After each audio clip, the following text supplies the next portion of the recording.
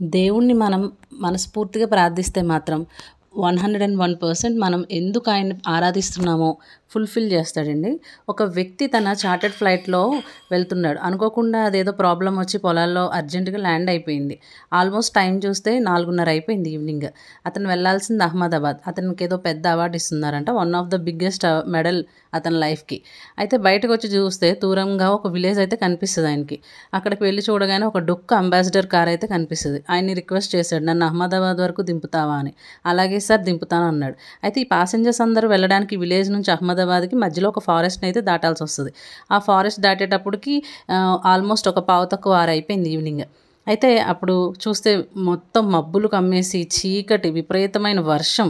ఆ వర్షంలో కార్ అన్నది ముందుకు వెళ్ళట్లేదు. అయితే ఆయన, "సార్ నా కార్ అయితే నేను నడపే పొజిషన్‌లో లేను. మాకు బైపాస్ రోడ్ కూడా లేదు. సో మీరు ఇక్కడే ఆగిపోవాల్సి ఉంటది. నన్ను ఏమనుకోకుండా" అని చెప్తాడు. అయితే ఇతనికి విపరీతమైన ఇరిటేషన్ వచ్చేస్తది. ఏంటి నా లైఫ్ ఏమవుతుంది? నా లైఫ్ డిస్ట్రాయ్ అయిపోతుంది అనుకుంటాడు. సరే ఏం కాదు, ఇప్పుడు ఇక్కడే ఉండాలి మనం అనుకొని అలా చూస్తూ ఉంటే దూరంగా ఒక లైట్ కనిపిస్తుందన్నమాట. అక్కడికి వెళ్ళి చూడగానే ఒక ఇల్లు ఉంటుంది. వెళ్ళి డోర్ కొట్టాడు. అప్పుడు ఒక లేడీ వచ్చి డోర్ ఓపెన్ చేస్తది. "అమ్మ, నా ఫ్లైట్ పాడైపోయింది. పొలాల్లో ల్యాండ్ అయిపోయింది. మళ్ళీ ఒక డొక్క అంబాసిడర్ కార్ తీసుకొని వెళ్తుంటే కారు కూడా ముందుకు వెళ్ళలేదు. ఈ నైట్కి మీ ఇంట్లో ఉంటే మార్నింగ్ మేము వెళ్ళిపోతాం" అంటే, "సరే ఉండండి" అని ఒక రూమ్ ఇచ్చింది. నైట్ తినడానికి ఫుడ్ కూడా పెట్టింది ఆమె. మార్నింగ్ అంతా సెట్ అయింది. అమ్మాయిస్ అన్నీ లెగిసి వెళ్ళిపోతున్నారు. అప్పుడు ఆమె వెళ్తుండగా టీ తెచ్చిచ్చింది. అప్పుడు అతను, "అమ్మ, నిన్నొకటి అడగాలి" అని అంటే, "అడగండి" అని చెప్పి అంటది ఆమె.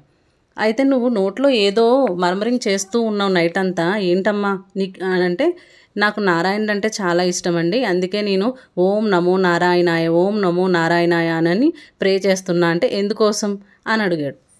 అప్పుడు ఆమె, "నాకు లోపల ఒక చిన్న బాబు ఉన్నాడండి. 10 ఏళ్ళు ఉంటాయి నా కొడుక్కి. అయితే వాడికి ఏదో బ్రెయిన్‌లో పెద్ద సమస్య ఉందంట. దానికి నా స్తోమతకి నేను ఇక్కడ చుట్టుపక్కల ఉన్న డాక్టర్లు చూపెట్టినా వాళ్ళు ఏం చెప్పలేకపోయారు. కానీ ఒక లేడీ డాక్టర్ చెప్పింది, మలేషియాలో ఒక డాక్టర్ ఉన్నారు అబ్దుల్ ఫరీద్ అని, అతని దగ్గరికి తీసుకెళ్ళమని చెప్పింది. కానీ నేను అతని దగ్గరికి తీసుకెళ్లే స్తోమత అయితే నాకు లేదు. అందుకోసం నారాయణుడికి ప్రే చేస్తూ ఉన్నాను" అని అంటది.